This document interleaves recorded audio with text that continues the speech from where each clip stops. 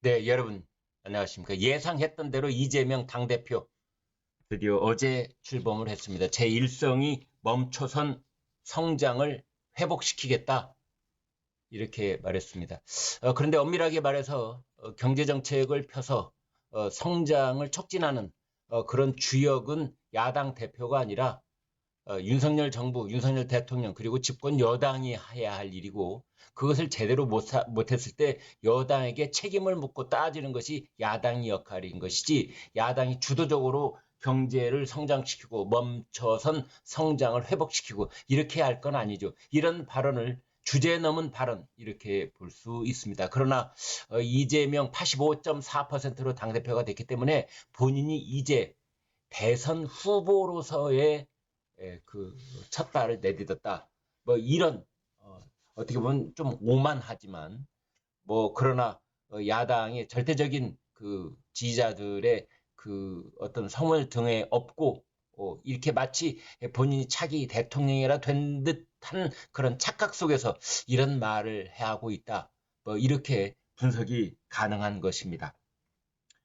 85.4% 역대 최고 득표율이라고 볼 수 있죠. 1급 체제, 거의 유일 체제 이렇게 볼 수 있습니다. DJ 이후에 첫 번째로 연임을 했다 볼 수 있고요. 윤석열 대통령, 한동훈 국민의힘 대표에게 각각 따로 만나자, 양자회담 하자, 영수회담 하자 이렇게 제안을 했습니다. 최고위원 깜짝 놀랄 만하게 정봉주가 탈락했죠. 그래서 최고위원회 마지막 당선된 사람은 김민석, 전현희, 한준호, 김병주, 이연주, 전현희, 이연주 이렇게 여성이 2명이 당선이 됐고 김민석 역시 명심을 등에 업고 막판 스퍼트를 하더니 1등이 됐습니다. 그 다음에 김병주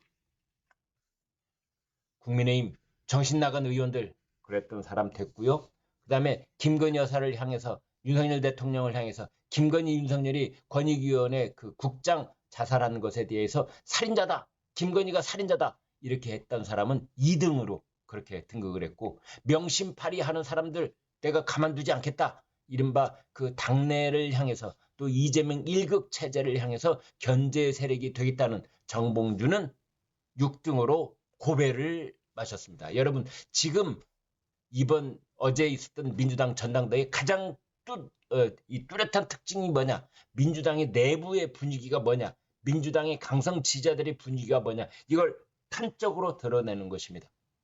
이재명의 털끝 하나라도 건드리면은 그 자리에서 네, 급전직하 고배를 마시고 떨려 나갈 수밖에 없는 그러한 체제가 완전히 갖춰져 있다. 대신에 윤석열 대통령 부부를 향해서 칼을 들이대면 이 사람은 저 당선권 밖에 있었던 전현희, 저 6등에 떨어져 있었던 전현희도 갑자기 2등으로 끌어올려서 당선권 안에 진입시키고 드디어 2등으로 최고위원이 되는 이런 상황이다. 자, 이것을 보고 앞으로 민주당 의원들 행동을 어떻게 할까요? 앞으로 민주당 어떤 방향으로 나아가게 될까요? 뭐 안 봐도 비디오다 이렇게 볼 수가 있겠습니다. 아무튼 85% 최고 득표율로 당선이 됐는데 이것이 이재명에게 약이 될지 독이 될지 여러분은 어떻게 보십니까? 이 압도적인 지지율이라는 것이 과거의 정치사를 보면은 항용 그 득표율을 얻은 자에게 독약이 됐습니다. 독이 됐습니다. 그래서 아무튼 이재명 어떻게 될지 85%라는 득표율 이게 고스란히 본인의 몰락의 시발점. 어제가 그래 당신의 정치적 영광에서 마지막 날이었다. 뭐 이런 말이 아니 나올 수가 없는 것입니다. 윤 대통령 한동안 만나자 하고 있는데 그 말도 사실은 제가 이렇게 말씀드릴 수가 있겠습니다. 왜 그 말을 두고 하느냐. 이재명 대표 그 김대중 전 대통령 추도식에 갔을 때 같은 날입니다. 거기서는 뭐라고 했느냐. 윤석열 대통령 폭주를 막겠다. 이러면서 정권을 비판했어요. 그러면서 오후에 전당대회에서는 윤석열 대통령에게 영수회담을 하자. 그런 말을 했습니다. 이게 지금 온전한 정신을 가진 사람이 할 얘기입니까? 너의 폭주를 막겠어. 아침에는. 그래놓고 오후에는 우리 만나서 밥 한번 먹지. 영수회담 하지. 이게 둘이 지금 이렇게 상충하는 말을 불과 몇 시간 사이에 하루 동안에 쏟아낼 수 있습니까? 여기서는 실컷 욕하고 여기서는 만나자고 그러고 욕하고 만나자. 만나자 욕하자. 욕하자 만나자. 이게 뭡니까? 이게 온전한 정신입니까? 아닙니다. 이게 이재명의 전략입니다. 나는 이런 사람이야. 알지? 나 이런 사람인 거. 오전에 너 욕하고 오후에 만나자고 손 내밀 수 있는 그러한 얼굴을 가진 사람이야 나는. 난 이런 사람이야. 알아서 기어. 이런 노래가 있습니다. 그 노래를 듣는 듯한 착각을 불러일으키기도 했습니다. 아무튼 민주당은 다시 이재명의 민주당이 됐습니다. 다시 한번 반복해서 강조드리지만은 김건희는 살인자, 그 최고위원 2등. 명심파리를 척결하겠다. 정봉주는 탈락.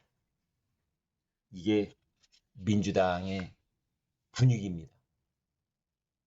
이 뚜렷한 메시지, 개딸들이 민주당 전 의원들에게, 민주당 전체에 던지고 있는 메시지. 이재명에게 이만큼이라도, 바늘 끝이라도 이재명에게 대들면 너는 그 자리에서 아웃이야.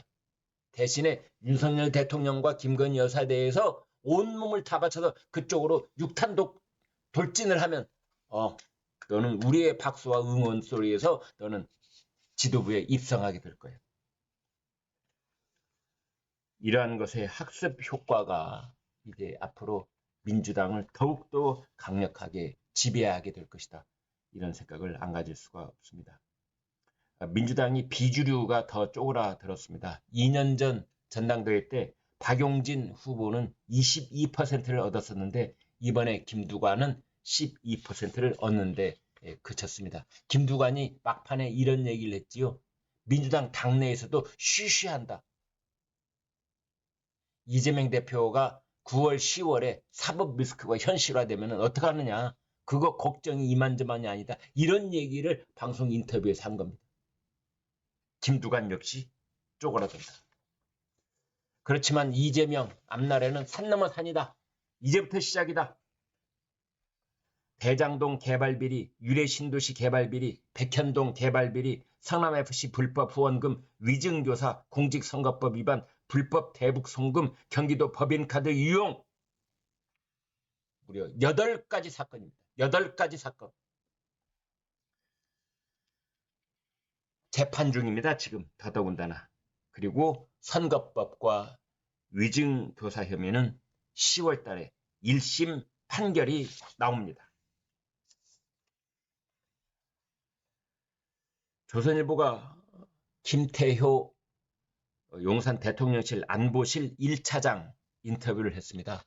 김태효 1차장은 우리나라 안보 정책을 총괄하는 실질적인 책임자, 총괄 실력자 이렇게 보시면 됩니다. 안보에 관한 안보실장이 물론 따로 있습니다만 자리를 꿋꿋하게 지키면서 윤석열 대통령 곁에서 안보 정책을 책임지고 있는 이가 이제 김태효 차장이다 이렇게 볼 수가 있는데 제목을 보니까 미국의 핵 자산이 항상 한반도 근처에 있다. 단 한순간도 공백이 없다. 이런 제목입니다. 든든한 그런 확인된 목소리가 아닐 수가 없습니다. 그러니까 미국의 핵폭탄이 전술핵이든 전략핵이든 미국의 핵폭탄이 바닷속에 있든 공중에 떠 있든 항공모함 속에 있든 아무튼 한반도 주변을 빙빙 돌고 있다. 이런 얘기. 단 한순간도 1초도 공백은 없다. 항공기가 떠나면 비밀리에 잠수함이 와 있다. 잠수함이 어디로 좀 물러나면 중간에 공중에서 전략 핵폭기들이 공중을 배회하고 있다. 뭐 이런 그런 의미로 저는 일단 해석을 해봅니다. 아무튼 공중이든 바다 위든 바다 속이든 여기서 땅 위에 한국 땅 위에 라는 말에 대해서는 김태효 차장이 말하지 않았습니다만. 아무튼 여기까지 여러분과 오늘 아침에 공유를 했습니다. 여러분 구독, 좋아요 부탁드립니다. 대단히 고맙습니다.